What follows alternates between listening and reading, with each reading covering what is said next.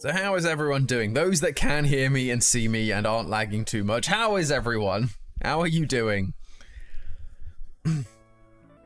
So your British guy tries American foods on Instagram and liked it. I've always liked biscuit sandwiches. That's fair.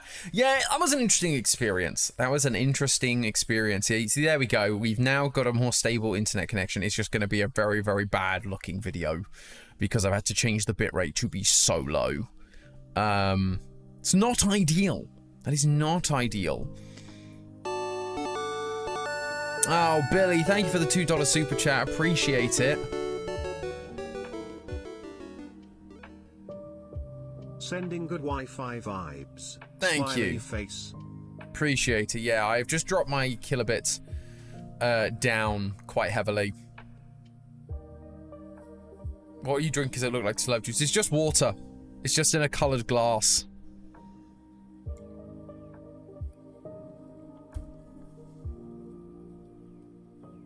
What other video suggestions do they have?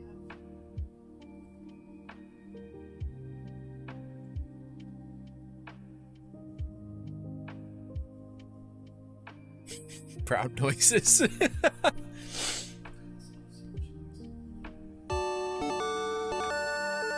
Lovely. Max, thank you for the $10 super chat, friend. Very much appreciated.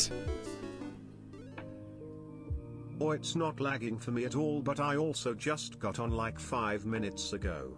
I'm sure your subjects will understand if you feel it won't work today. Oh, appreciate you. Yeah, we may cut things short because, yeah, this internet, it's still being funny for me. I'm still like dropping frames a lot. And the video is going to be very chunky with a bit rate of only 2500. That's a very low bit rate. So we'll see. We'll see if it can keep going, if it will keep working, or whether it's just going to cause us an issue. Because, yeah, like looking at my feed that I can watch, it does look, it's okay. But it's not great.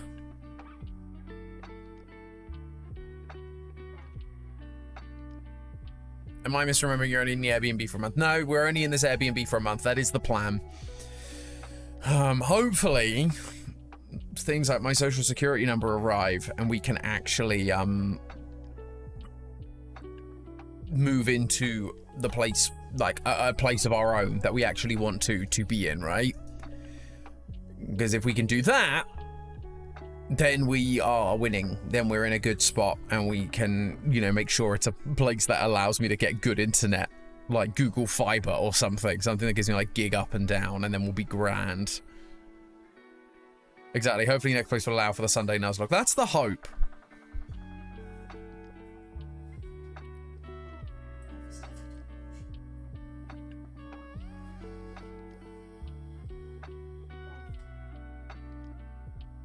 Great to see you, Ruby. Thanks so much for tuning in, friend. It's great to have you.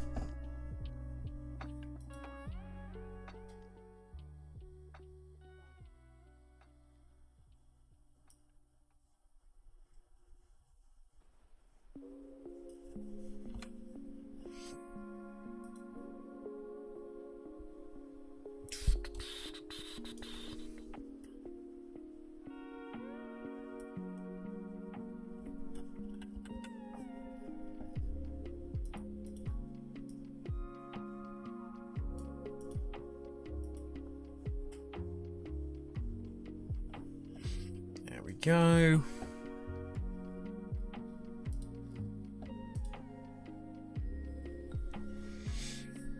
I'm literally waiting on the infrastructure here for fiber internet. Yeah, like this is the thing. I know there are places around here that have fiber. I know there are. I know there are places that get good internet. So it is possible.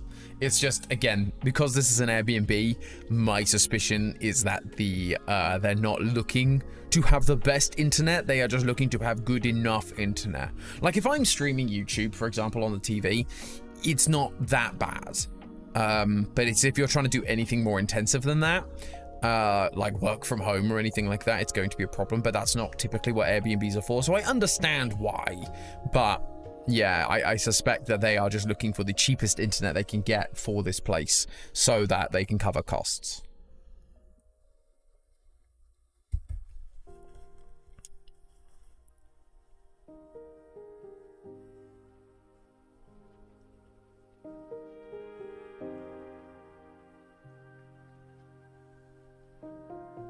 Yeah, Dacia, sorry, we had to change to just chatting. We're having some internet infrequencies and struggles. So the bitrate is far too low to stream a game right now. And the issues are intermittent. So it is unclear. So we were basically just unable to get the game stream going. So that is why. You're most welcome to stay, but totally get it if you don't want to. But yeah, we were just having all the issues today for some reason. It's fun.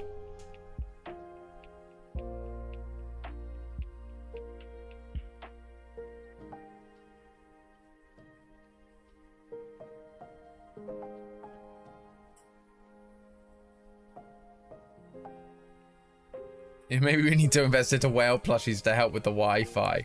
I mean, I would love to at some point. Maybe we'll reach out to like Makeship or something to get a if this community gets big enough, maybe we can look at speaking to Makeship to get like Wi-Fi whales created. But, you know, it requires X amount of signatures or whatever it is to get those. So it just depends on how many people there are, how many people want to buy them. Have you been having fun in the US, Tom? I've been having fun. I've been enjoying being here. The bureaucracy side of things has been less fun. And so that's the thing. I don't feel like I've really been able to fully enjoy being here yet. Or like enjoying the full experience, and the reason for that is just because the internet, or not the internet, the bureaucracy side of things is so bad, where my social security number, it's been 5 weeks and my social security still hasn't arrived, and so but therefore I can't open bank accounts, which means I can't get a phone number or a car or a place to rent, and so there's all these issues, right, where I can't quite move forward yet. And so those are weighing on me. Once those are done, I get to kind of just sit back, relax, like decorate a bit more and like do things that are fun and like enjoy, and then feel like I can enjoy like getting out and about and doing stuff. Whereas right now I don't feel like I get to do any of that really, because there's just so much bureaucratic nonsense that I have to work with.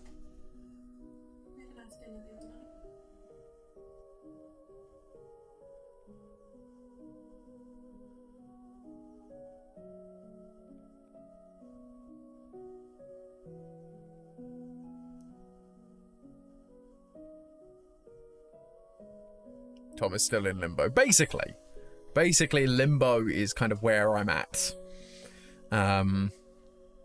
Which, you know, it is what it is. It sucks. It's not ideal. But we will get there.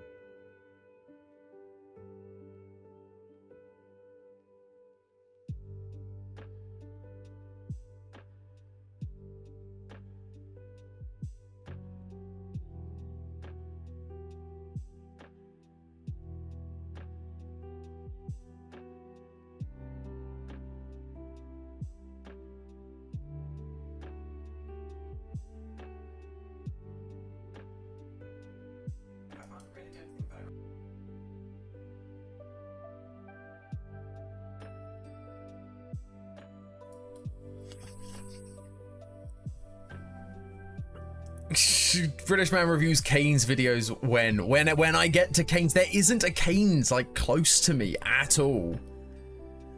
Like, I can't even remember how far it is. Apparently one's being built close by, and so once the Kane's in Raleigh is built, we'll do it.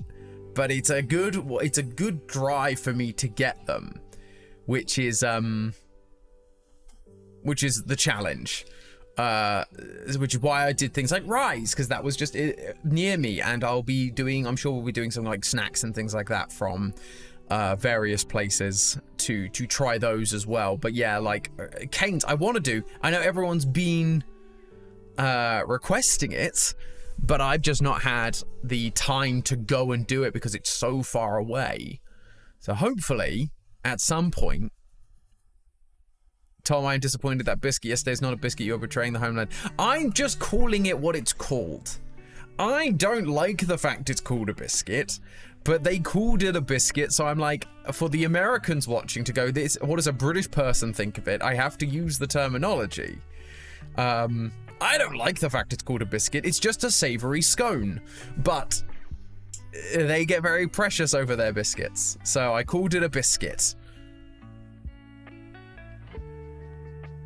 It looked so dry even on the video. Yeah, it was. Like, biscuits just to me seem like they're always going to be dry. Because scones are pretty dry, to be fair. So it feels like it's going to be dry. But people go, oh no, it's so good. I'm just like, but it's dry. And when you're just having like dry ingredients, i.e. like egg, cheese, bacon, when it's pretty much just dry ingredients, it just takes up all the moisture from your mouth. Breakfast muffin. I love a breakfast. No, breakfast, but an English muffin is different. A muffin has a different consistency, a different making to what a biscuit is made.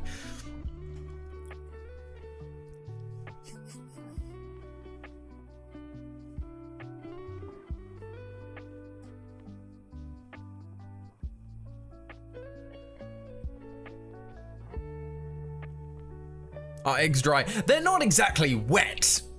Are they? It's not like they're adding moisture. They're just... It's a good point, Dacia. But it's more, yeah, that they're not exactly wet. It's not like you have a sauce or something that's like really making it feel moist. Because, and again, when you've got such a dry biscuit and like bready stuff just dries your mouth up so much. Not all biscuits are dry. Well, I am yet to find one then. Tom tries American burger. I mean, I would happily try some American burgers. So that's definitely on it. Yeah, Santi really wants me to do In-N-Out. Now, to be clear, I have had In-N-Out once before. But I was underwhelmed, and that has become the running bit. Santi loves In-N-Out, and I just don't think it's all that. So he is probably going to make me... We're due to go to LA very soon for work, so I'm sure he's going to make me try his version of In-N-Out. So I'll probably try and get that filmed so that I can... yeah, so that we can see my reaction. Tom tries the first wet biscuit. It's not needed to be wet. It just needs to not be so dry that I'm like dying for water. Because all the saliva in my mouth has been dry, like absorbed and taken away by the biscuit. That's all I'm asking for.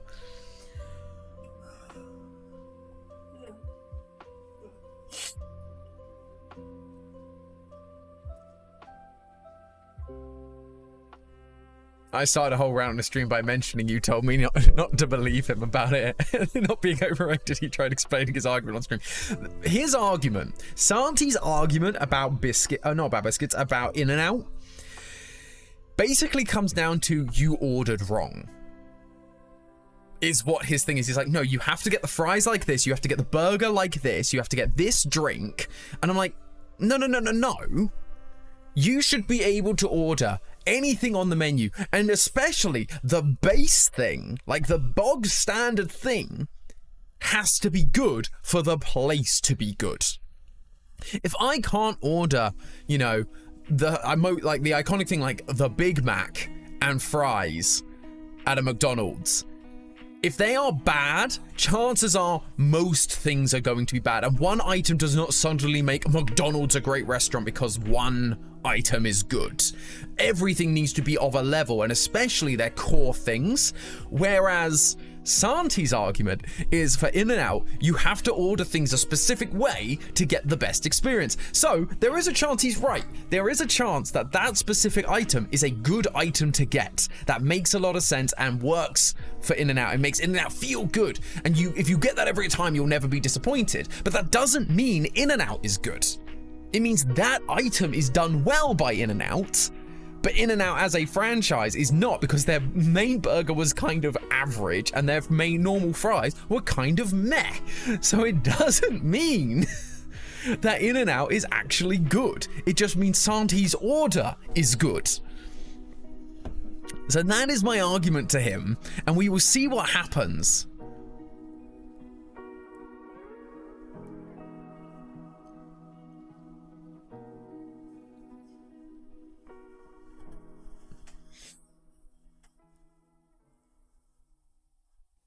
His argument is that the price of the burger, for the price of the burger, you get a good cost to taste it. No. Like, again, it is not a bad, because isn't In-N-Out more expensive? Is In-N-Out more expensive? Cost In-N-Out. So the standard double costs $6.80. What is the cost of a Big Mac? $6. Is it that much better that for the extra 80 cents it's like so much better than a Big Mac? I'm not convinced personally. The burger just kind of felt average, and yeah, you're paying $6.80 for it rather than like going to a restaurant and paying $15 to $20 for it. But that's not like, he meant fast food versus nice restaurant burger. Again, I disagree. I just disagree with that. I just don't think the burger is, like, sure, you're not paying a lot for it, but the problem is, it's him moving the goalpost, because you can say, oh, well, it's cost effective. Sure, doesn't mean it's good. It just means that it's okay for the fact you're paying a cheap price for it. If you doubled the cost and pay at like a restaurant, you'd get a much nicer burger. So sure, you know, it's not bad for $6.80, but that doesn't mean it's good. If something is good, I'm sitting there going, why does it not taste as good or close to some of those restaurant level burgers for that cost? That is good. That is impressive. But I just don't think it is that much better than any other fast food place. From my experience, it was not much better than other fast food joints. And it's a little bit more expensive. It's LA only. Everyone at LA like really rants about it and makes it this big thing. And I'm just not convinced that it is that all that for the cost. Like, you can argue cost versus taste, but I'm like, why are you sacrificing taste just because it's cheap? Because again, if I'm doing that, then if your argument is cost versus flavor, I think McDonald's is a very good rate. I think you get a lot of good flavor there for very cheap. I think Chick-fil-A, you get a lot of very good stuff for very cheap. I think a lot of these places, you get Wendy's, I think you get a lot for very cheap. And so you just suddenly go, like, and again, I felt the burger was meh, even compared to some of these other fast food places, and other fast food places are cheaper. So I still don't think his argument stands. Five Guys is amazing, but so expensive. I've only had Five Guys like once in my life. I've never had a Sonic burger. I've only had like a shake from Sonic, I think. I really want to try chili dog. We've got to start making a list of things you've got to try. I mean, I've got a list already, to be fair. Honestly, I don't know why, but as soon as you put an egg on a burger, it elevates me to fancy burger. Happy Lemon, I agree. I love an egg on a burger. Egg on a burger is classic. My favorite burger I used to get back in, they used to have it a lot at a establishment called Weatherspoons in the UK, and it was a beef burger, bacon, onion rings, egg, cheese, and it was just fantastic. It was called the brunch burger, and it was incredible.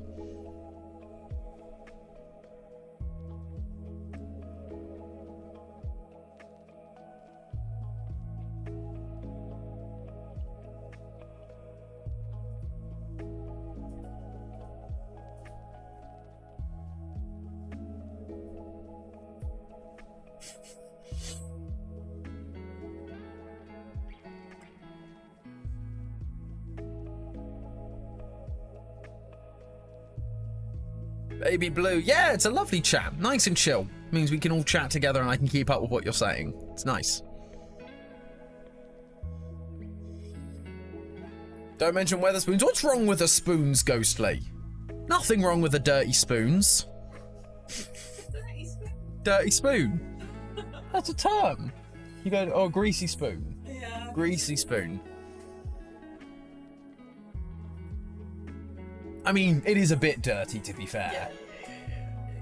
And by dirty, to be clear, I don't mean physically like dirty, like grubby, or messy or mucky. I mean dirty as in like the food is dirty because it is so fatty, probably so bad for you, but also at the same time, it hits a certain spot that just works. And the curries are too good as well.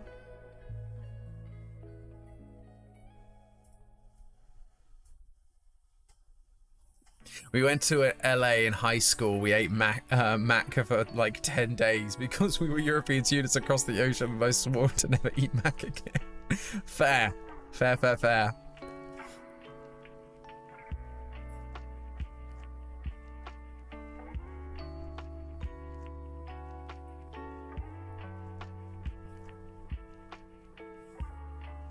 I beat 2 spoons in all my years. We don't mention spoons. Why not? You need to expand. You're a university student, Ghost Lou. You were.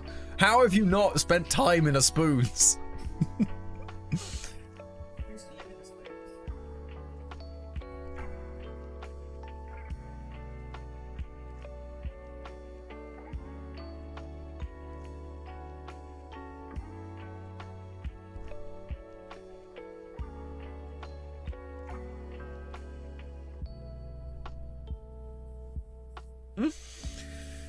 The kids shouldn't know about spoons. They are too young to get these jokes. What do you mean? It's just a pub.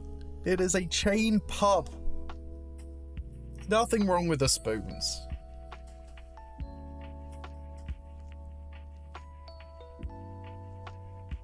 Never beat Pokemon Red. Mad Maximus, good luck. Pokemon Red's classic. But I'm glad that the Nuzlocke inspired you. That's so fun.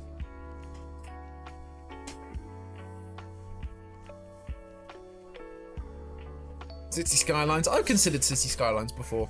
Yeah, that'd be fun.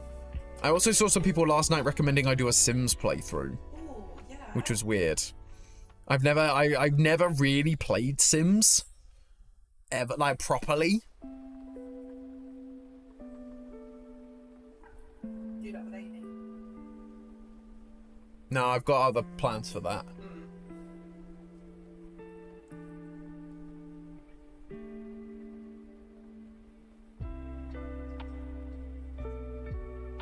Tom, if I've never played a Pokemon game before, which one should be my first? I mean, the easiest option in modern days is definitely to play Let's Go for the Switch. Let's Go Pikachu or Let's Go Eevee. They are simplified versions of the game, so like the catching mechanics are different and the battle mechanics are slightly different. I think that is definitely the easiest one to start with if you've never played before.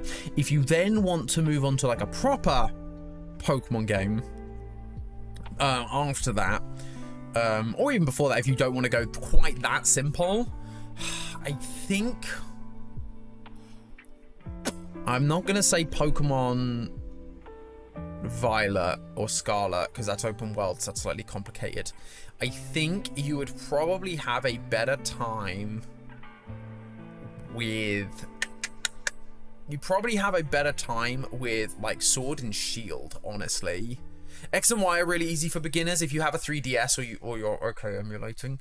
That's pretty good. Sun and Moon is also pretty good, again, if you're okay with emulating. If you don't want to emulate and you just want to buy a game, Sword and Shield, I think, is easier to grasp than X and Y. I'm not saying Sword and Shield are good games, but they are easier for newbies. Yeah, you only have the Switch. So I would recommend Sword and Shield over Scarlet and Violet, because Scarlet and Violet have this open world mechanic, which is a little bit confusing for newer players. That would be my, whereas Sword and Shield is a bit more on rails. So it's a little bit easier to follow. So I think in order of operations, I would go Let's Go Pikachu, or Let's Go Pikachu or Eevee, then go to Sword and Shield, then go to Scarlet Violet, and then when you really want to challenge, go to like Legends Arceus or Pokemon ZA, which is coming out this year.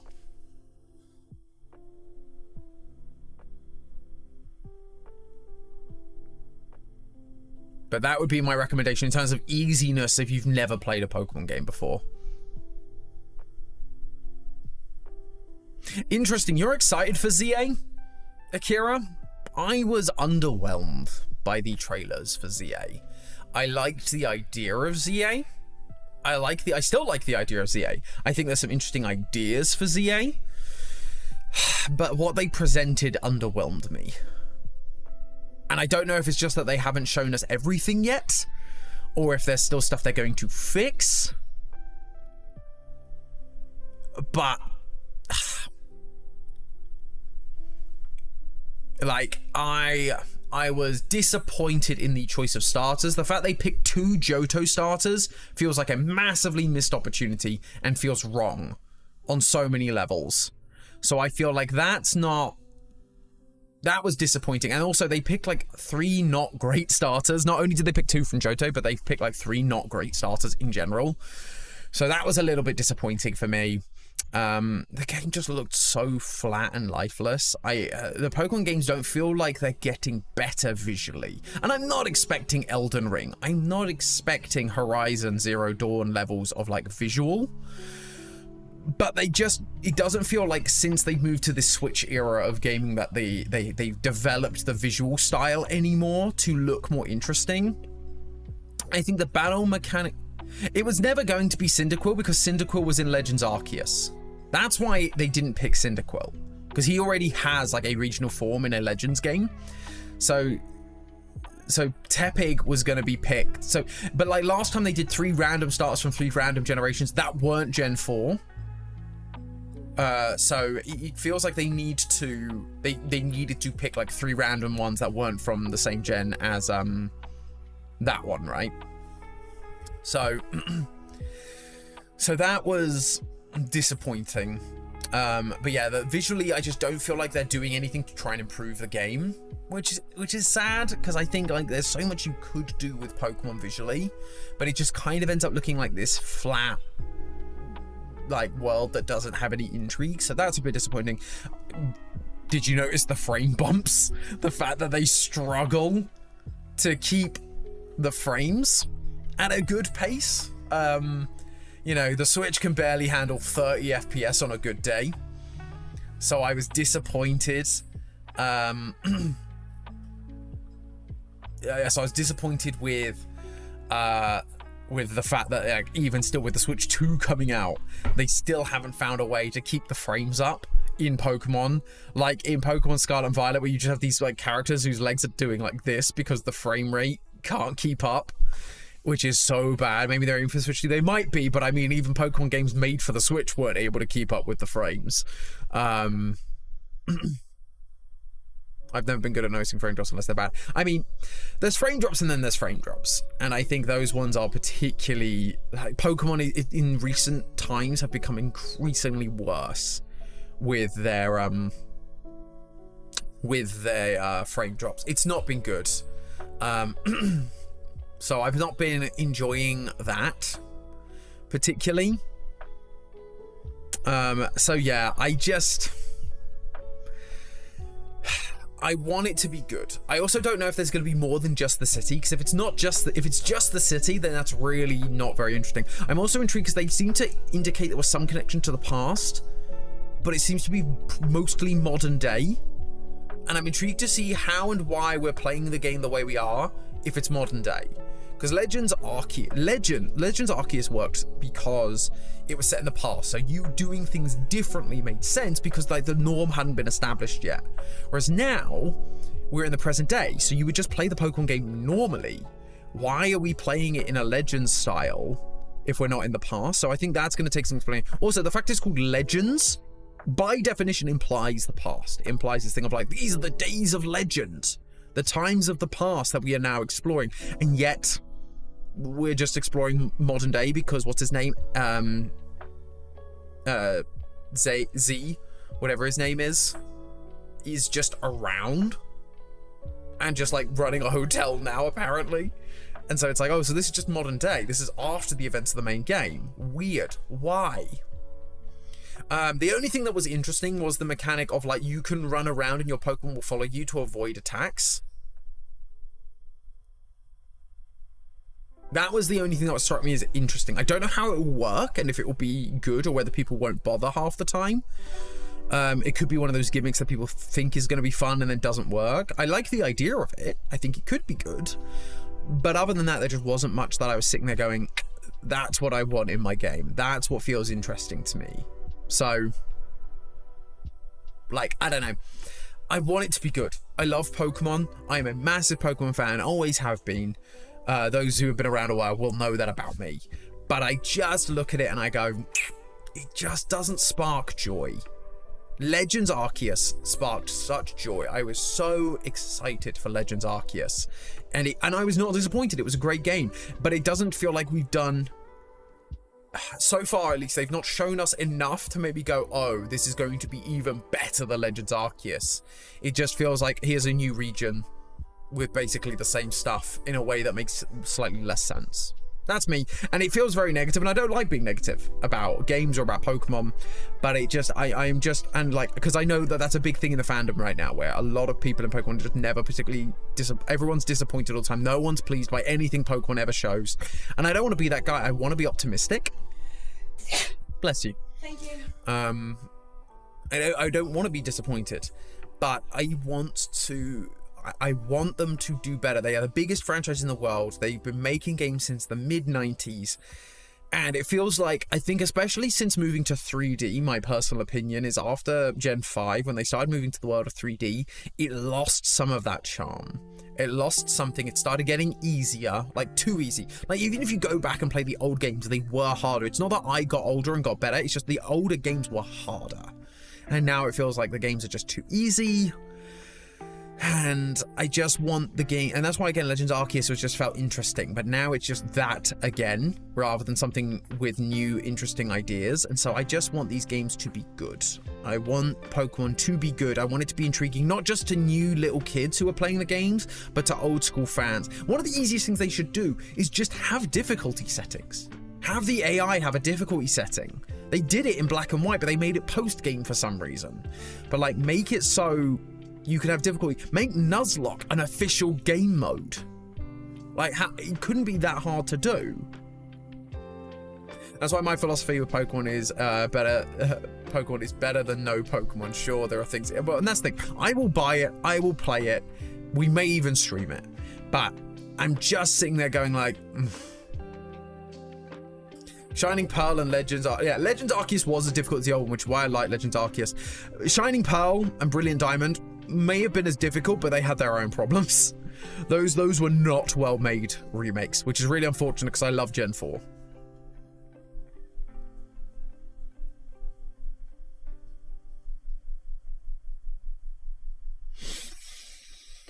Oh goodness. Have I tried Power World? I haven't actually. I've read a lot about it. I've watched a lot of people play it. I've never actually played it myself though.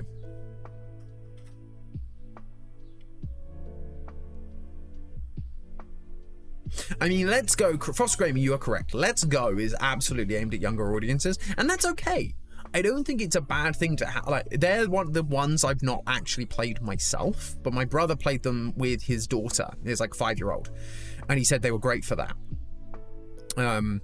So I think that Let's Go, it's fine to have games that are aimed at younger audiences. A good example is Mario, right? You're not going to necessarily give a small child Mario Wonder or Mario Odyssey, but you are probably going to give it Peach Showtime, because Peach Showtime is 2 buttons and directions, and it's easy, and it's very forgiving. So having Let's Go is a pretty good starter game, and I don't think that's a bad thing to have.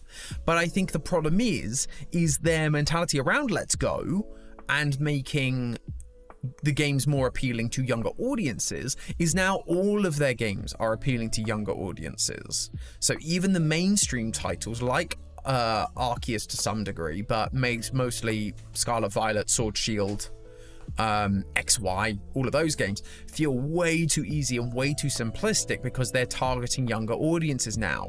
Whereas back in the 90s, gaming and gamers, there was something about difficulty. If you play the original Rayman for the PlayStation 1 or Crash Bandicoot, they are hard games. They are not easy. The original, like Ocarina of Time and Mario 64, are not easy games. They have gotten easier over time because there's now this thing that games are for children. And while they were aimed at kids, there was something about having a challenge back in the day that I just don't think we get anymore. Dan, hello. Yes, we are just talking about Pokemon. Yes, correct. And so it's just gotten far too easy, and that really disappoints me because I'm like, you should have you can have 2 series. I think you should have 2 series of Pokemon. This is my thing, or 3.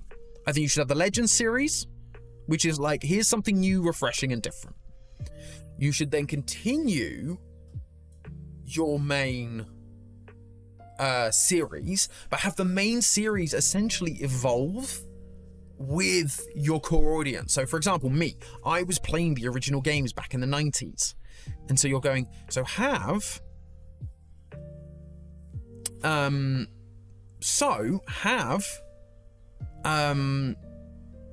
that game, like your main series of games, grow up with the audience. So your audience continually gets harder and harder, and like it means that an adult who played the games as a kid is now playing them as an adult and feels the challenge, right?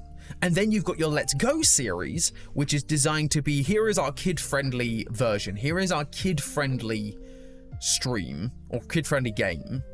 And then that can evolve with that audience until you then need to introduce a new game for a new audience, and each series kind of carries on in like different levels of difficulty. And people could go back and play the other ones, again, if Nintendo allowed more backwards compatibility and whatever else. But it's like, yeah, being able to go and do that makes way more sense than just going, right, we're going to target everything at kids now because everything needs to be targeted at kids. And then your older audience who have been faithful and have loved the series since the original series has nothing keeping them there anymore, nothing to like hold tight and like go, I feel like Nintendo and the Pokemon Company are listening to me and care about me as a fan.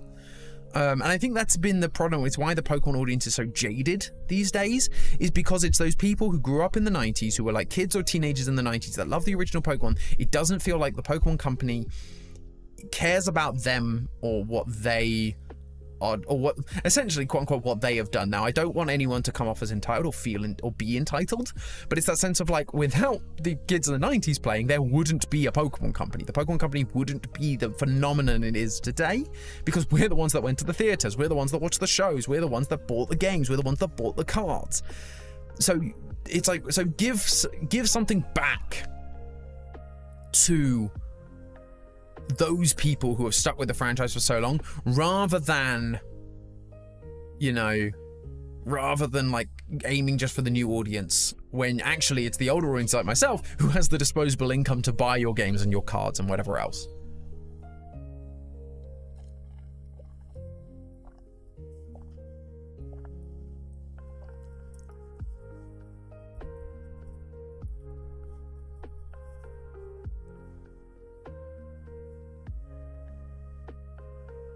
Pokemon Rant stream. There we go. Pokemon Rant is over. I have ranted. I have ranted, but I am very passionate about Pokemon. There are very few franchises I'm really passionate about. I'm really passionate about Pokemon. I'm really passionate about Kingdom Hearts. I'm very passionate about Sonic. And by Sonic, ironically, I am a 3D Sonic fan. I got into Sonic when the 3D era came. I was a little bit young for the original 2D Sonics. And so I get very passionate about wanting those games and franchises to be good. So for the franchise to not basically take the older fan base for granted. Yeah, basically Pylon, that's it. I think there is this thing of like, and it's, again, I've even demonstrated it in this stream, right? Because I've said, yeah, I'm probably still going to buy it. I'm probably still going to play it because I want to give it a fair shot and I want to see what new stuff is there. And I think that's part of the problem, is because we continue to buy it, they don't feel the need to change. But then there is all this online backlash, and they go, well, if you buy the game, does it matter how much controversy there is, right? Or how much like people don't like it if they're still paying the money and still buying it and it's still making billions of dollars. And so that's part of it, and that's part of the challenge. And so I think they do take those audiences for granted. Overall, what were your thoughts on Sonic Frontiers? Well, so we played it on the channel. I enjoyed it somewhat. I think the boss battle stuff was interesting and clever. I think that was good. The open world felt too empty. It didn't feel very Sonic-like. They had grind rails and these things, but it just kind of felt empty and abandoned and felt very strange to have all these people running around, like all these things running around, like just in kind of empty voids. It didn't feel like the world of Sonic. The world of Sonic has always been quite full. You think about Sonic Adventure and like the Metropolis. And the same in Sonic Adventure 2. They're these cities, they're compact, and yeah, there's grind rails and things like for Sonic to do, but they feel busy and they feel like they make sense, whereas this world was just like, here's platforms floating in the middle of nowhere. So like the world building was strange. I didn't like that particularly. And I also felt like the levels just kind of felt a bit like all the levels that you do, the little levels, ironically, were just reused old levels of games. Like Steel Harbor was a level I seem to recall, but it then had this kind of techie future coat of paint on it, which just doesn't resonate in the same way and just kind of feels like they're running out of ideas for how to do actual Sonic levels. Shadow Generations was a good kind of return to form to some degree, but I'm less... Frontiers was fine. I think it's potentially a good base for where to take the franchise going forward or what to do with the next version, but I think it was a little rough this early on, if that makes sense. I think it was fine for a first installment, but there's a lot more potential for it to get better, hopefully.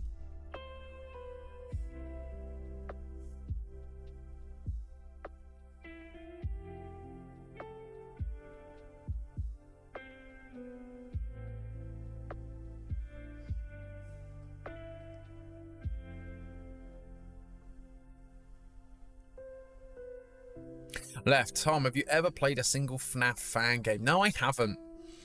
Again, that's a GT Live thing, and it's a work thing, so I tend not to do anything to do with those in my free time, because I spend far too much of my waking days playing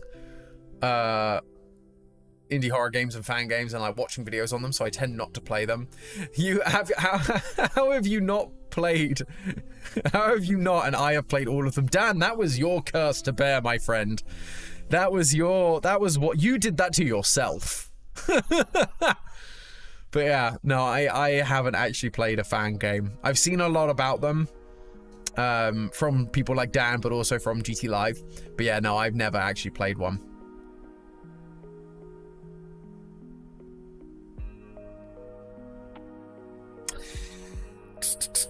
Favorite MCU movie and character?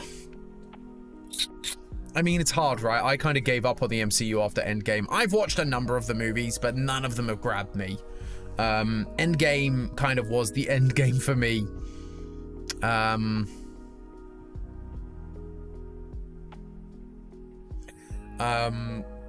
So my favorite character.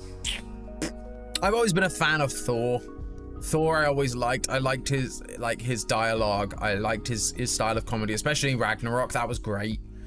But he tended to be my go-to guy, was Thor Ragnarok. A Thor and just Thor Ragnarok. He tended to be the one I liked the most.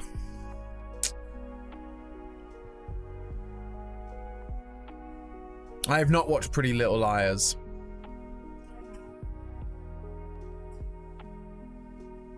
Do you have a fave post-Endgame MCU movie? Oh, I'm gonna have to Google all the and all the movies, because to be clear, I've not watched any of the shows. Like, I've not seen any of the TV shows, which I've been told is a mistake, but I don't have Disney Plus, so I haven't been able to watch them. So post-Endgame. So I saw Far From Home. I saw Shang-Chi. I saw Love and Thunder. I saw Wakanda Forever.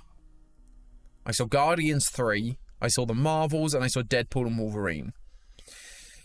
I think my favorite of those, honestly, like Deadpool and Wolverine is great, but Shang-Chi was also fantastic. Shang-Chi was a fantastic movie, and it's a shame they didn't do anything with that character, really. He just kind of did, like, that movie came out in 2021, and they've not done anything with Shang-Chi since then, which was awful, because it was such a good movie.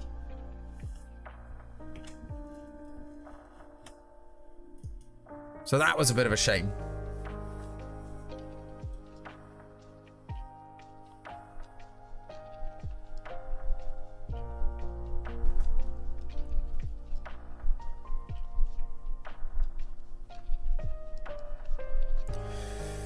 Favorite food to cook? Curry.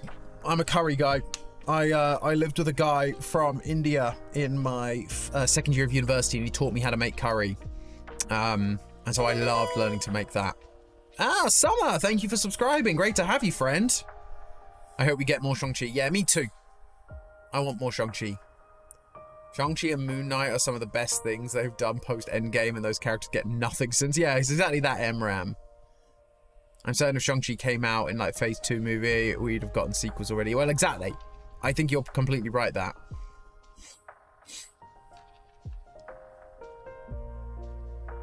How much curry did you make in Sword and Shield? Not very much. Those mechanics I always skip because the game is so easy, you just don't need to worry about doing it. So I just never did. What curry? All curries. I make loads. I make dansak, I make tikka masala, I make korma, I make Rogan Josh, I make jalfrezi. Literally kind of anything.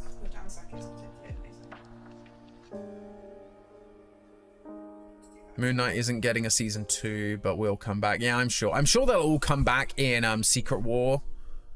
I'm sure they'll, even if they're just small cameos, I'm sure they'll all come back. But yeah, it's just been a bit meh and all over the place, really, which is a shame.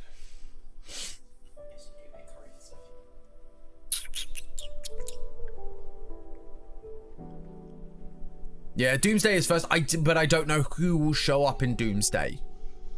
So I don't want to say, oh, they're all going to come back in Doomsday. They will almost all come back for Secret War.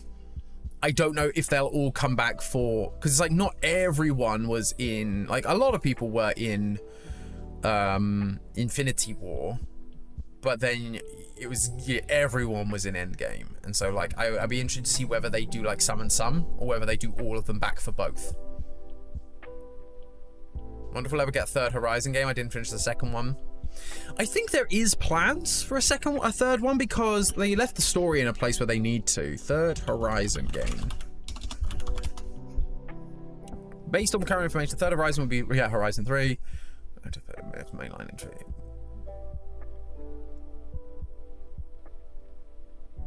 I heard speculation that it could come out sometime between 2025 and 2028. Like that's such a range, and it's also like this year, and it's like also no. Like you think what Horizon series.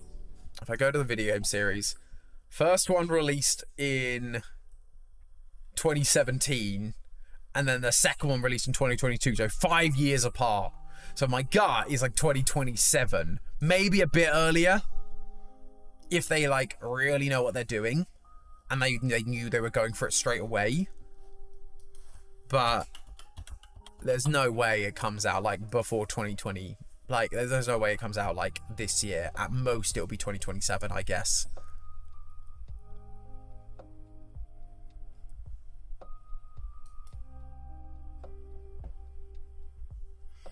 So yeah, you got Lego Horizons was their big thing this year.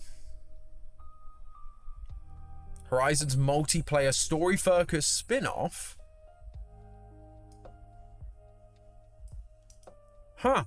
In December of 2022, open positions updated for following. Yeah, so that was 2022. So they said they've got a spin-off, but that's not been. Nothing's come of that.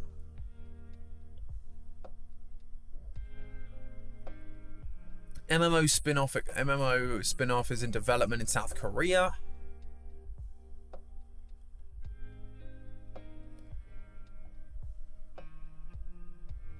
So there may be some spin-off, a multiplayer spin-off coming out this year. If it's an MMO, what is an MMO? Like, I know roughly what an MMO is, but like, yeah, multiplayer, massive multiplayer online. And RPG. What's a good example of an MMORPG? I mean, World of Warcraft, Elder Scrolls Online, that kind of thing.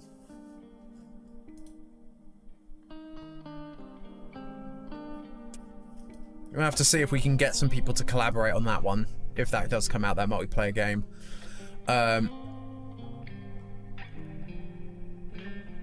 Do release it. So the official titles or gameplay revealed. Guerrilla Games may soon thereafter tease details of the eventual Horizon 3 to close out Aloy's trilogy. Horizon 3 is confirmed to be in development, but is also expected to still be at its early stages with Guerrilla.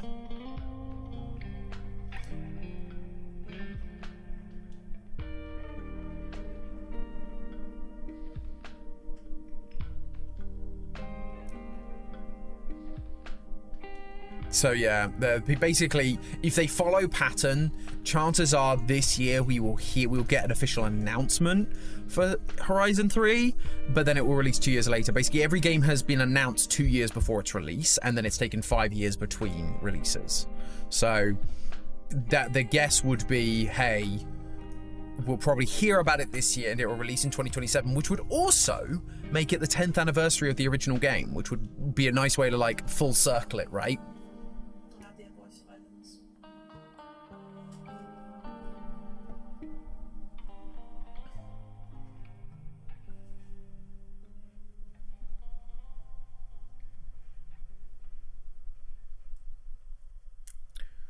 Dan, if they release the multiplayer Horizon game, will you play it with me?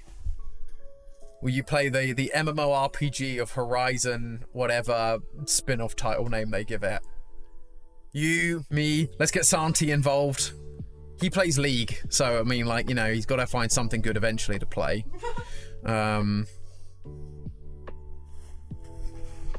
I hear Amy's looking to stream.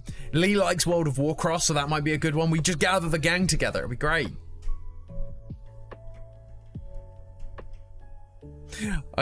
Seeing you write the words betcha, Dan, just makes me go into your, like, Minnesota. Oh, sure, you betcha. Don't you know? I can't help it. Just writing the word betcha makes me think of that.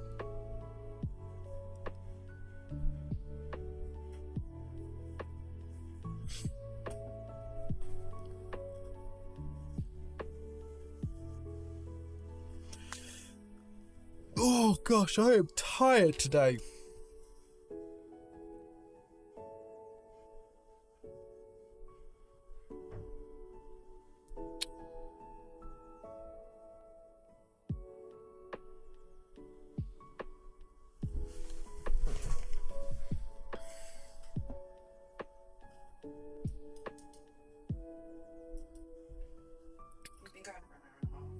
Yeah, I'm aware.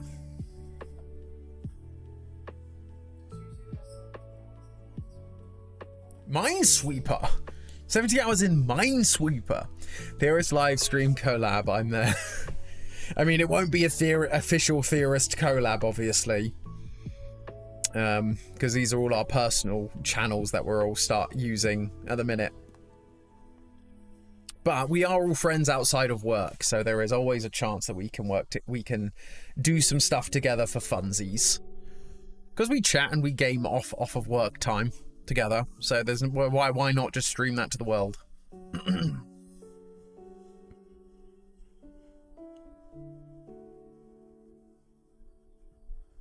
I've seen Santi streaming on Twitch. Yeah, he is. He is. He has been. He started copying me. He couldn't stand that I was better at him than something.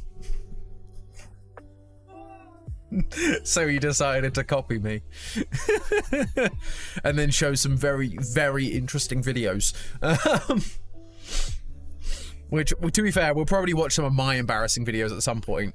I would love for this year marks 5 years of streaming, and when we hit the 5-year anniversary, I want to do a reaction to some of my old content on YouTube and at university and all sorts of stuff.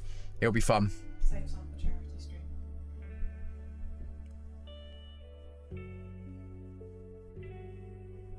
Yeah, that's what it is. Santi is the one stealing all the internet. That's why the internet's been bad.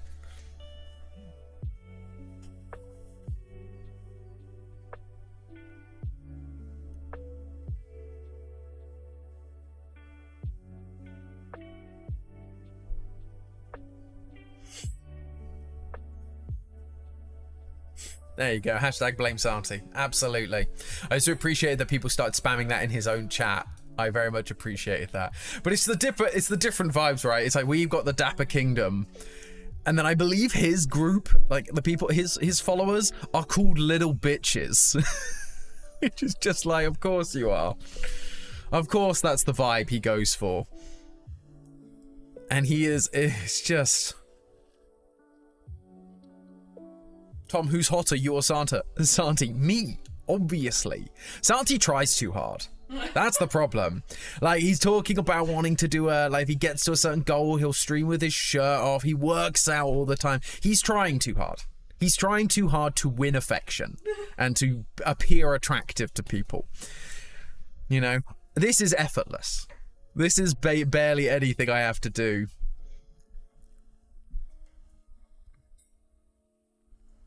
Done on the nonchalant war, exactly.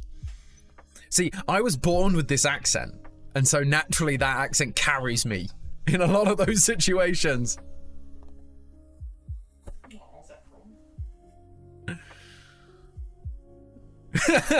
Oh, thank you, Zekron. You're very sweet. Santi does try too hard. Tom has natural charisma. Oh, I love you guys.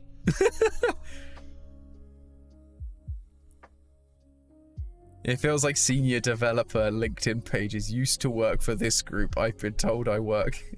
Whereas Dapper Kingdom is junior dev by the book. Exactly.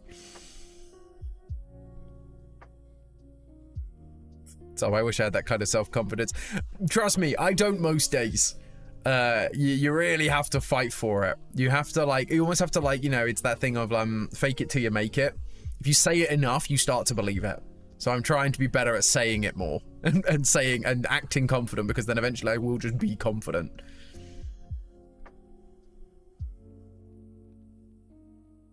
Typical bard charisma. Oh, I need to play more D&D. Which I'm tempted to do a D&D campaign with some of the guys from work. I need to get Lorxian out of his cage. I feel like Lorxian has more of a story to tell.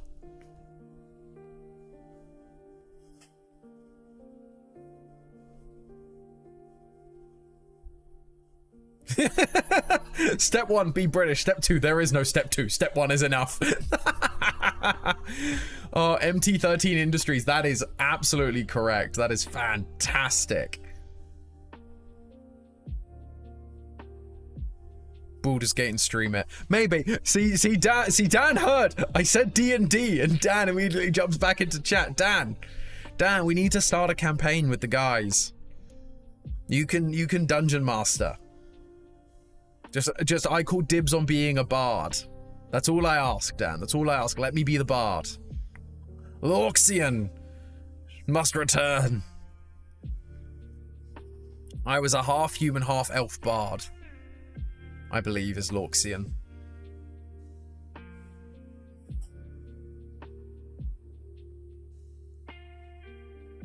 I got the new books and getting back into the rhythm. Oh, Dan, let's go. What's up, gamer? Full motion video. Hello, friend. We're just talking about doing a D&D campaign. I am summoned. Yeah, there you go. D&D mentioned. I am summoned. Yeah, we're just talking about getting a D&D campaign started, and the fact that I call dibs on the bard. That's basically it. Lorxian must rise again.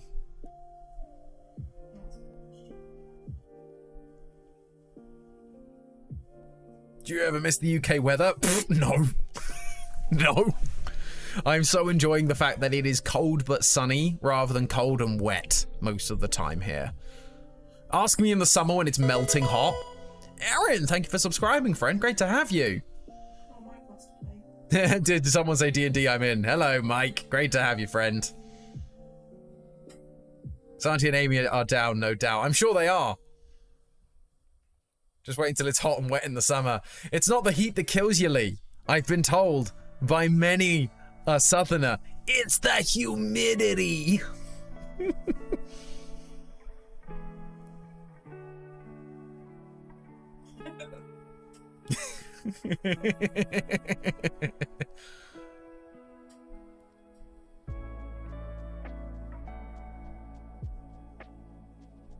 It's also the humidity.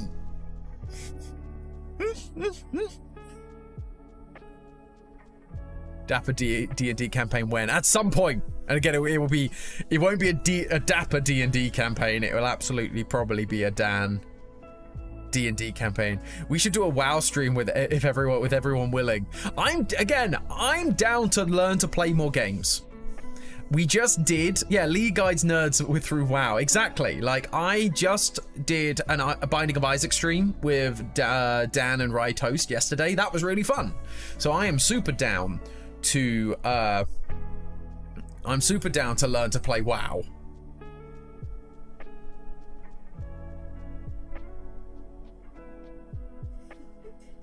I can hear Lee. Mm-hmm.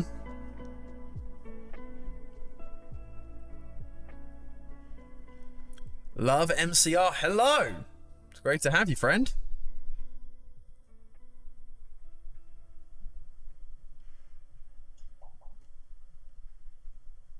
So many possibilities. There are so many possibilities. And this is the thing with it, with everyone else starting streaming. It is quite fun because we all have very different styles of games that we like to play.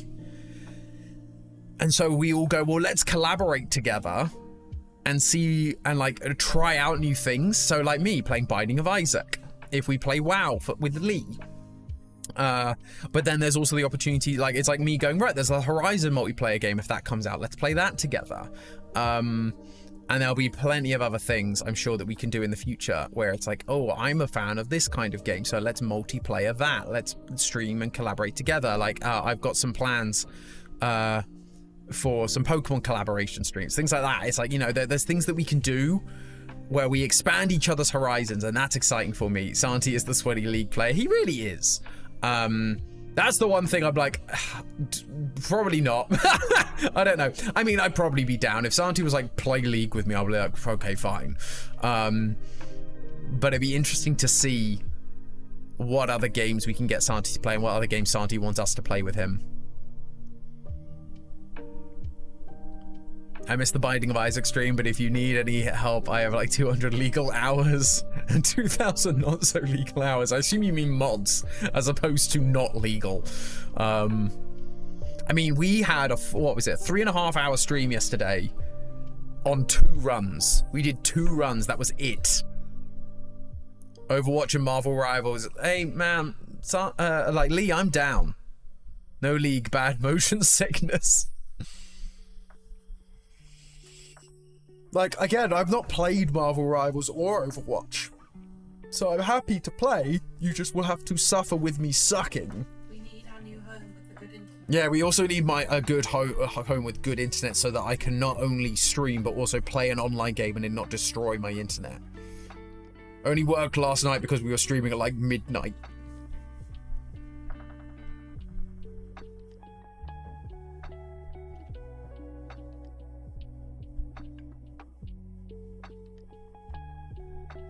Right, I was just gonna kill your PC, don't? What?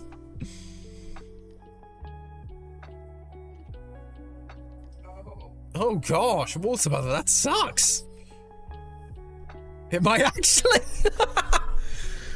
It is very intensive. Why? Do you know what was the weirdest game that I found to be really CPU and GPU intensive? Planet Zoo. Planet Zoo, for some reason, is an incredibly intensive game for a PC. It killed my laptop. My laptop tried to run it once and just died. It runs on this bad boy fine, but it just absolutely killed my laptop. And it's a zoo game. Tomorrow I'll stream Marvel Rivals to you and you tell me what to do and I'll pretend you're playing. No, that feels like a Ludwig stream. That feels like a Ludwig I cheat at Marvel Rivals to make everyone think I'm great at the game. Oh, Zuzu. It's your planet, Zuzu. Planet what? Planet Zoo. Planet Zoo.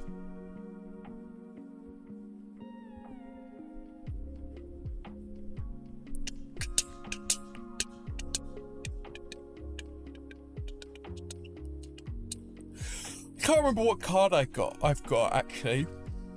How do I check? How do I check what GPU I've got? Because I forget. I feel like I got a good one. How does one check? Again, I'm still relatively new to learning how to use PC.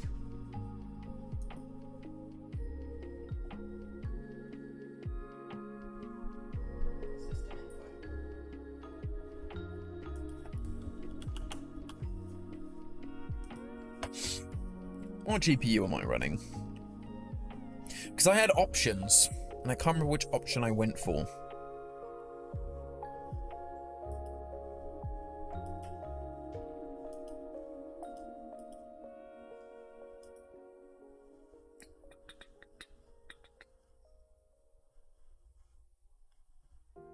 Where are you? Where are you? And I'm so sorry.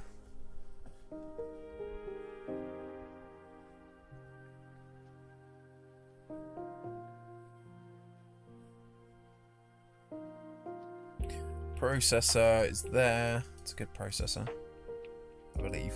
So I was told. I bought this this was recommended by Linus Tech Tips, so this is what I bought. So I don't actually know, but the main thing I had to pick was like, what is my GPU?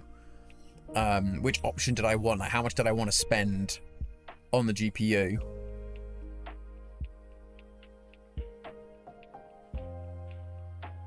I can't find it. Where are you, GPU? He wants to know if we're watching the Oscars. Gonna watch the Oscars tonight? Yeah. Why not?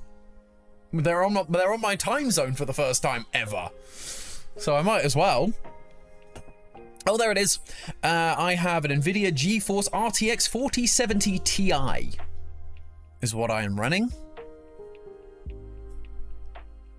Bam, bam, bam. Yeah, that was it, because it was either get the 30...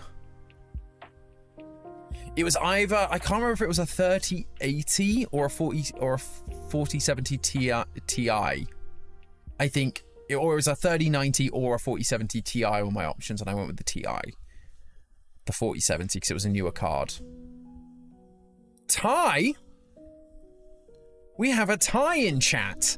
Hello, Ty. Lead editor Ty is here, everyone.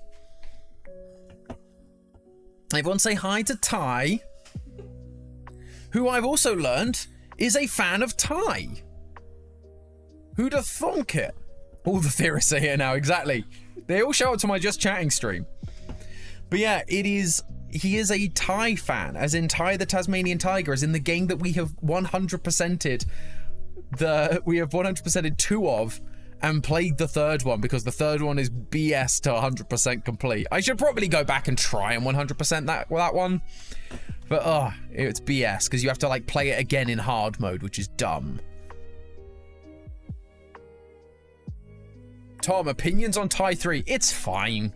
It's not great. Ty 1 is the best one. Like, hands down. Ty 3, I don't even know if it's better than Ty 2. I don't like the map as much. Yeah, I didn't like the levels as much, actually. Now that I'm thinking about it, I didn't like the levels nearly as much. Again, it kind of lent too much into the mech side of things, like needing to use the mechs. Like, you use them in Ty 2, and they were fine, but I very much preferred the first Ty without all the mechs and stuff. I think 3 was fine. I do think they got weaker as they went on, would be my opinion. But it was the first time. What about the whole edgy vibe? Yeah, you definitely got that edgy vibe from the third one. So bear in mind, I grew up with Ty 1 and 2, but Ty 3 never released in Europe. So me playing it on the PC on stream when we did it was literally the first time I played it. Ty 2 is good, and that was actually the first one I owned. I played the first one at a friend's house. Ty 2 is good and fine. But again, I'm less of a fan of the mechs. I loved the original games. I loved all the Thunder Egg. Like, so you got like set levels where you had the portals, and in them you had multiple Thunder Eggs to get, and there were puzzles to solve to get each of the Thunder Eggs. Loved that. Loved that part of the game and how you 100% completed it. I just thought it was so much fun. So that was absolutely the one I preferred. I also preferred the rangs and like how they worked and how they operated with the different, some of them were Thunder Egg based, some of them were based on the tech upgrades, or the cogs or something like that, I forget. And then, because then in the next one, it was all just buy the ranks from a shop, and it was like, and then they all upgraded, which was cool that they all got to upgrade. Like, it was cool to see those, but it just didn't quite have the magic of the first one for me. But the first one felt like it was trying to be a platformer inspired by and trying to work in the same realm as Crash and Spyro and stuff like that, right? Whereas the second game became much more about like bush rescue and the missions and the mechs, and it had platforming elements, but it focused less on being a platform with like a hub world and portals leading you to other worlds, which is very much of the era of Spyro and Crash. And so it tried to become its own thing, but I don't think it was as strong, would be my opinion. I still want, they did make TIE 4, which I should play on stream actually. We should do TIE 4. It is not the same thing. It is not the same. It's a 2D side scroller. I really want, because they obviously did the HD remasters. I would love for them to make TIE 5 and go back to making a 3D TIE game. A fifth TIE Tasmanian Tiger, this cult classic, I think would be amazing for them to do.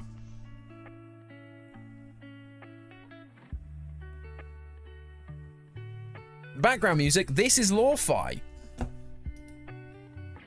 This is Lo-Fi. This is currently our sleep radio channel. So go and check out Lo-Fi, a theorist lo-fi channel with lore hidden in the background. But yeah, this is our sleepy time stream. So go and check that out if you want.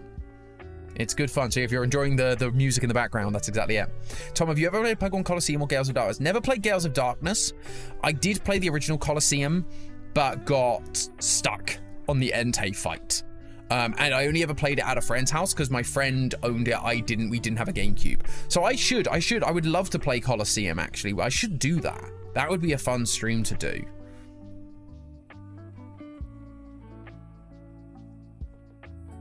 What if I mentioned for the win? Obviously, Dan. Of course.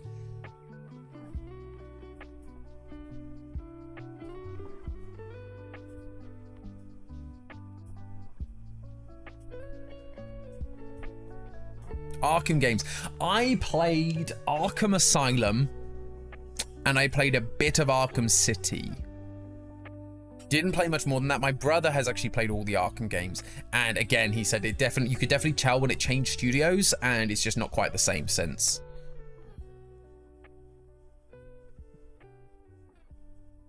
Yeah, you should go and check it, guys. If you haven't, you should go and check out Dacia. Dacia in chat is one of the people who has been theorizing about our lo-fi music tracks.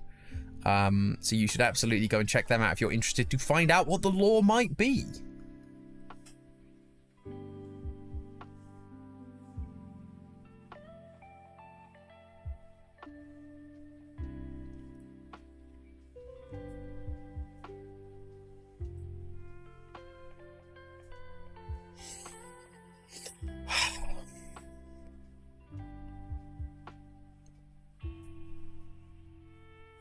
See how chill the vibes are of this music? It's great.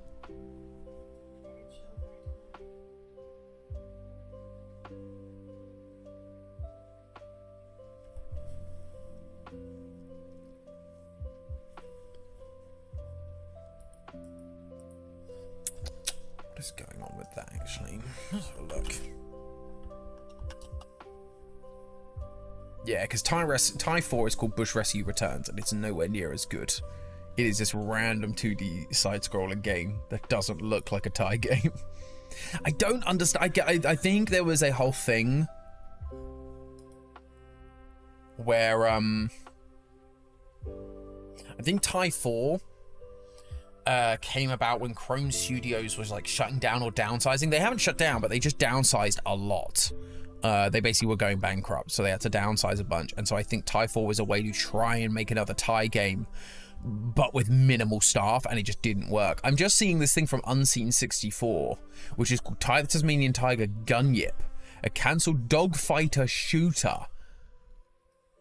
We're using TIE's mech airplane, the Gunyip, as seen in TIE 3, and was going to be for the PS2 as the 4th official TIE game in the series.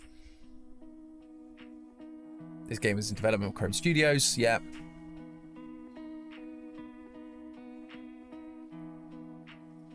They were so while they were pitching the idea, the publishers, they were then hired for Star Wars The Force Unleashed, and so Gunyip was canned so that they could focus on that game. That sucks, man.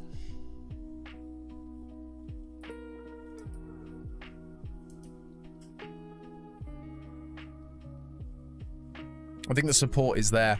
They need to crowdfund an actual sequel, which would be TIE 4. I mean, TIE 4 technically exists, so it's whether they retcon TIE 4 or whether they make TIE 5 a thing.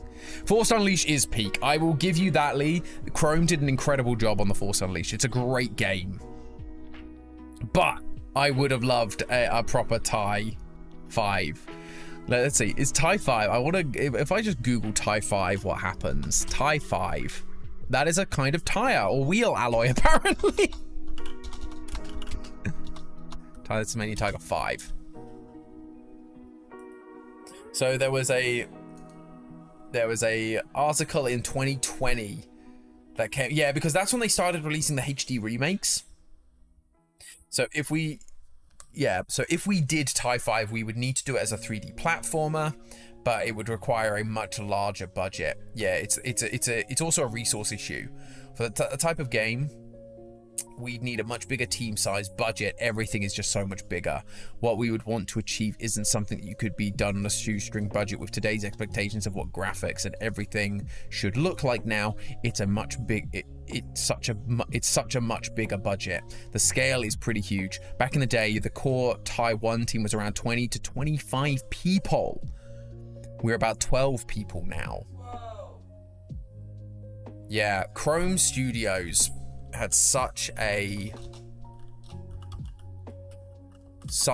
bad run of it.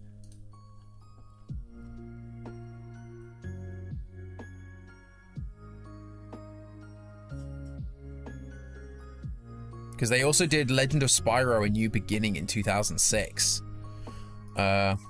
Yeah, so in 2010, it was reported that Chrome had to close down their Adelaide studios and had made significant staff cuts in Melbourne and Brisbane offices, with as many as 100 staff let go. Because that's the thing. So 25 people made the original TIE, and then as the studio grew, it was probably about 25 people making the next TIE, and then they had 25 people working on Star Wars, or working on this, working on that.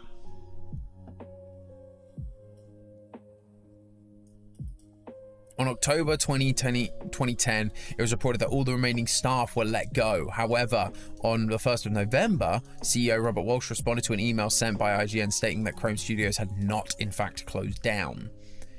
In 2020, Chrome Studios reopened their website, which had remained dormant since 2010, and announced that TIE Tasmanian Tiger would return. Since then, Chrome has developed 2 games based on TIE for iOS and PC.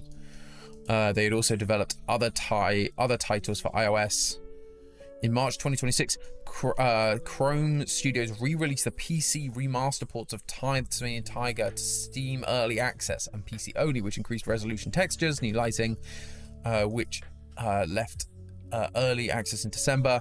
They would then go on to the same for Bush Rescue and Night of the Quinkin, but they haven't done anything with TIE really since then.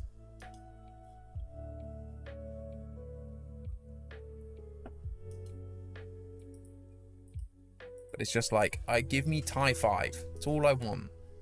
Literally, I would be so happy if they released TIE 5.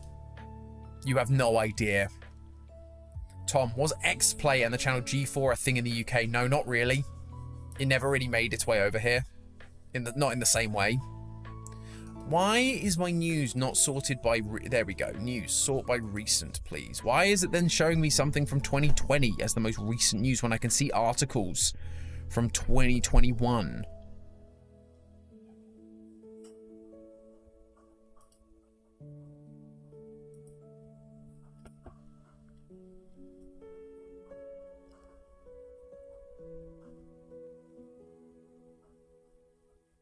Hi, Tasmanian Tiger 4 is coming to the Nintendo Switch, apparently.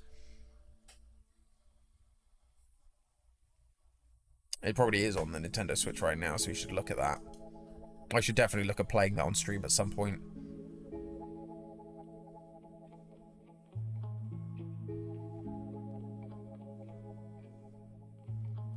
Yeah. 5 video game mascots that deserve a second chance. Why isn't Pokemon biologist Dapper Friend not a mod? I don't know why he's not a mod. It's a good question.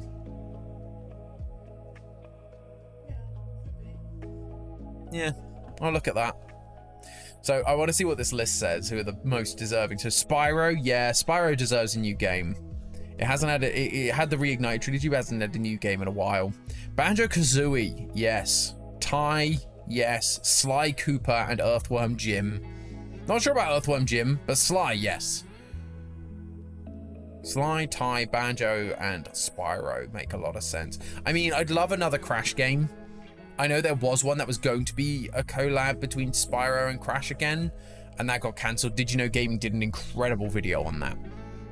But yeah, that unfortunately got canned because Crash 4 didn't meet expectations because the people were dumb and don't understand how expectations for games need to work. Because the original, because it didn't sell as many copies as the Insane trilogy. It was like, yeah, no, duh. The Insane trilogy has nostalgia attached to it.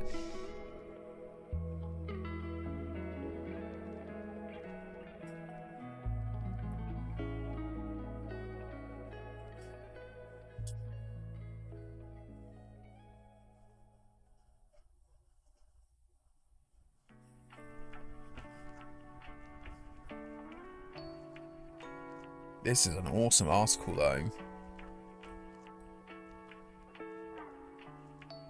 I'd love to write a video about, like, an extensive, a massive video essay on the extensive history of Ty the Tasmanian Tiger. That would be fun for me. For me and me alone. Like, very few people would watch that video. Thanks, Bailey. Appreciate that you like my headphones.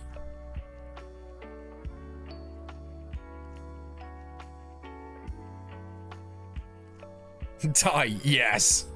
4-hour video when. Tom knew Let's Talk Theory when. Probably never. Let's Talk Theory was a product of its time. And not in a sense that it's aged badly. I was working on that when I graduated from university. And I wanted to make videos that would help people in the way that I had wished there had been YouTube videos to help me during my exams and my essays and things like that. They were good. But the editing style was way too much work. So they would have to change drastically in style to keep up. Like, they would take me something like somewhere between 30 to 100 hours to edit, depending on the size of it. And while there used to be a lot of enjoyment making media education videos, now that I've worked for game theory for a little bit, there's something about me that goes, I'm not adding anything to this conversation. It's just me regurgitating information, which can be useful for sure, but it's not interesting to me as much anymore. And that's a real challenge with YouTube, right? Is you making stuff that you enjoy. Because if I could continue to just make a lot more, I could make a lot of Let's Talk Theory videos, easy. Because there's a lot of media stuff. I didn't talk about the different styles of narrative. Like, there's multi-stranded, single-stranded. There's diachronic and synchronic narratives.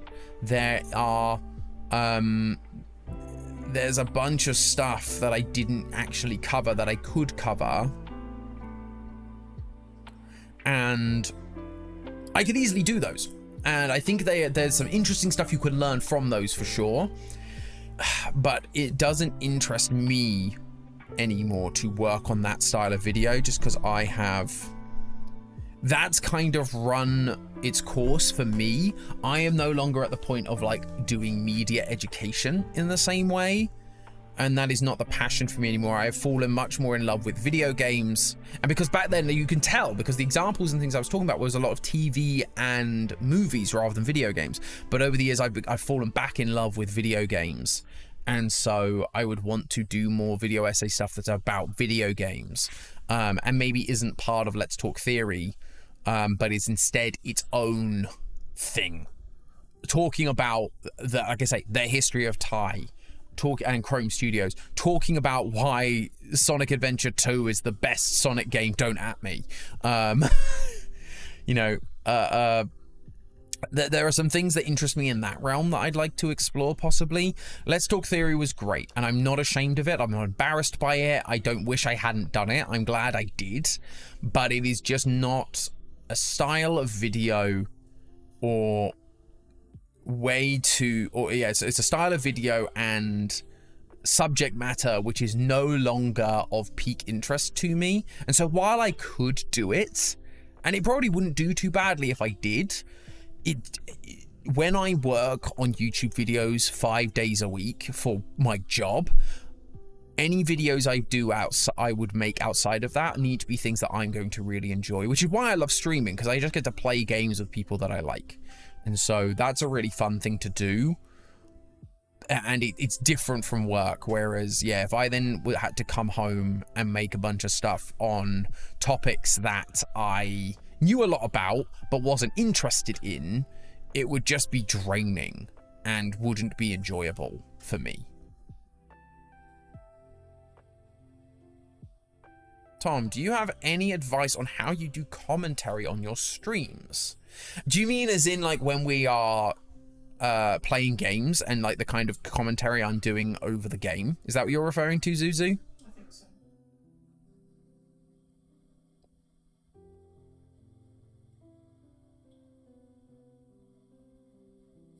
I sound so young. Yeah, I mean, it was like 7, 8 years ago, 9 years ago, like the first one came out. It would have been, yeah, because what, 2015 I graduated, so it would have been 2015, 2016 would have been the first one. So yeah, 9 years ago was the first one. So oof, yeah, I'm young.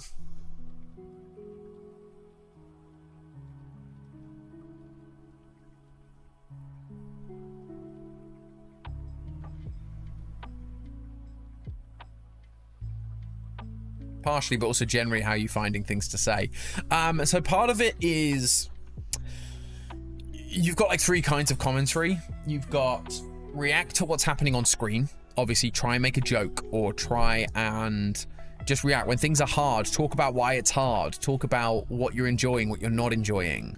Talk about silly holes in the plot, like those sorts of things. So that's like your first thing, and that's the easiest thing to do, and it was what I had to do because I didn't have a lot of chatters to begin with. So you just have to find things to talk about in the game and talk about like what you're doing next. You go, right, I guess I've got to go over here now. Why am I doing that? That doesn't make any sense. Whatever, that kind of stuff. Then there's talking to chat. So part of it is just responding to things chat are saying. If you're doing stuff that's like mindless grinding or you don't have a lot to say, talking to chat is a good way to fill the hole. And like just talking, like if the chat's asking you questions, or even if the chat just says something that you can react to, there's that stuff. And the third kind tends to be a little more obscure, and it's not something I do a lot, but it's just make a bit and kind of tell your own story or do your own thing on top of it. Tell a story either that's happened to you today or this week or something like that, or even if it's just I know Game Grumps do this a lot where they just make up an obscure story or like scenario of how they imagine this should be going, which can be a bit distracting, but it works for some channels and some people.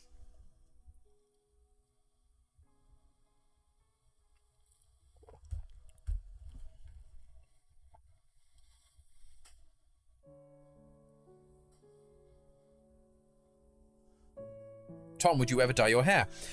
Probably. I used to have frosted tips back in the day when I was like 13. I'm not opposed to it. I probably only do it for something like charity, right? So if we did a charity thing, I would probably offer dyeing my hair as like a reward, or a stretch goal, something like that. Ninja Blue Tone, probably not.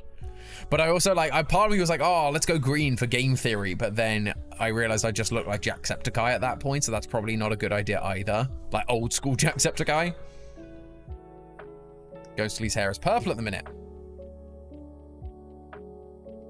I could see Tom with bleach blonde hair. Bald stream when? You've been watching too much Ludwig, Mike. Pick or it didn't happen? I mean, I can probably get a pick. It's probably not hard to find. Gotta log in to the old thing. The thing that all my parents use that has all my pictures on it. La Facebook.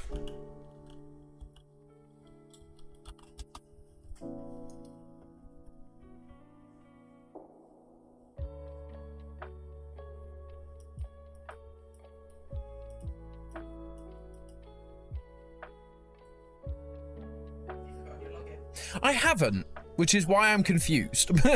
Because that is my login, but it is not working for some reason. I entered an old password, apparently.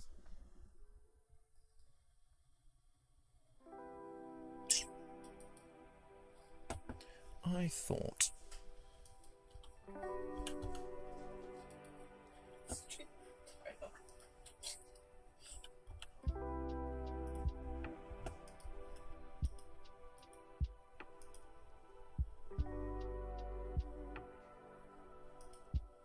Well, oh well, I can't get into that right now because apparently I forgot my password. That's how. I mean, I might be able to get it up on my phone. Let's see if I can find it.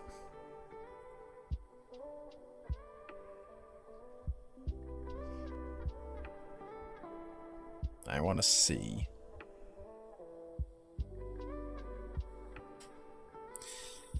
Photos, albums. Not that one. General? No. Her albums make no sense. I don't know if you'll be able to see this on screen. We'll try our best. There you are. There's a 13-year-old me with some nice frosted tips there. There we go. That worked better than expected.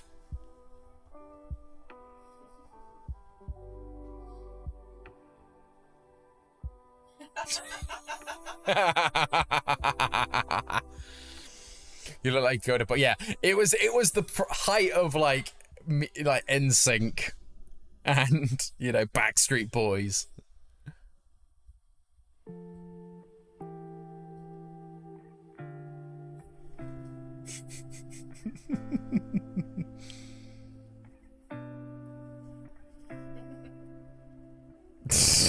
Thank you, Ty. Appreciate it.